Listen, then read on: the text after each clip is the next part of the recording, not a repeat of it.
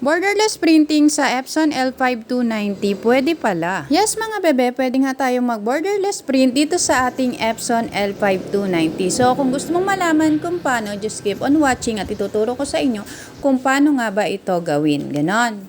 So una nga natin gawin ay pumunta tayo sa ating browser at i-search natin ang L382 at ida-download natin ang kanyang driver.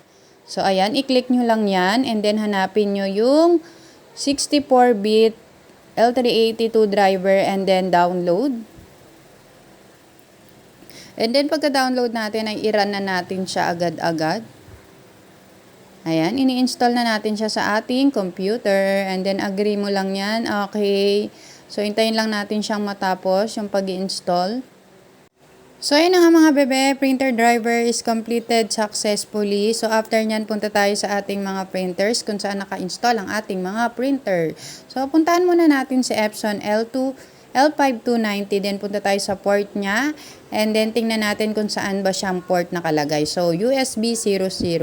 Then next, punta tayo kay Epson L382, punta tayo sa kanyang printer properties.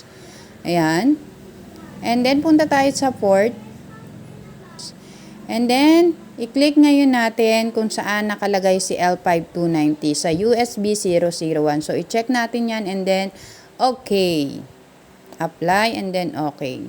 So, ngayon mga bebe, try na natin mag-print sa Microsoft Word kung makakapag-print na nga ba tayo ng borderless printing. So, insert tayo ng picture and then, adjust lang natin sa copy natin yung pinaka-size ng papel. Ganon. So, after natin ma-setup, ay i-print na nga natin and then punta tayo dito sa ating mga printer at make sure ang pipiliin nyo ay ang ating Epson L382.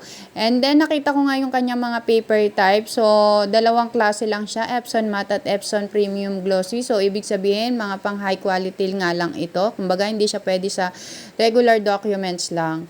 So, pwede nyo naman gamitin yung L5290 kung sakaling mga documents lang yung ipiprint nyo. And then, dito nga pala sa taas, ayan, sa baba ng document size, meron dyan borderless. Make sure na naka-check yan bago kayo mag-print. Para ma-borderless ang ating print. And then, print na natin. So, ayan na, for printing na siya mga bebe. So, tinry ko na nga lang muna sa ating bond paper at binlock and white ko nga ang kanyang kulay para naman hindi tayo masyadong aksayado sa ink kasi for trial pa lang naman tayo. Ganon.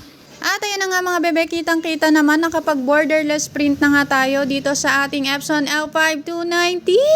So, after nga nyan, tinry ko na rin mag-print dito sa ating sticker paper. So, dito sa sticker paper, ang paper type na ginamit ko ay Premium Glossy. At ang ginamit ko naman na sticker ay ang sticker paper ng QWAP. At in fairness naman, maganda naman yung quality ng pagkaka-print niya. Ganon. At ayun na nga mga bebe, hanggang dito na nga lang yung video na to. So sana may natutunan kayo. So gawin nyo na yan sa inyong Epson L5290 kung gusto nyo silang ma-borderless. So see you on my next video. Bye-bye!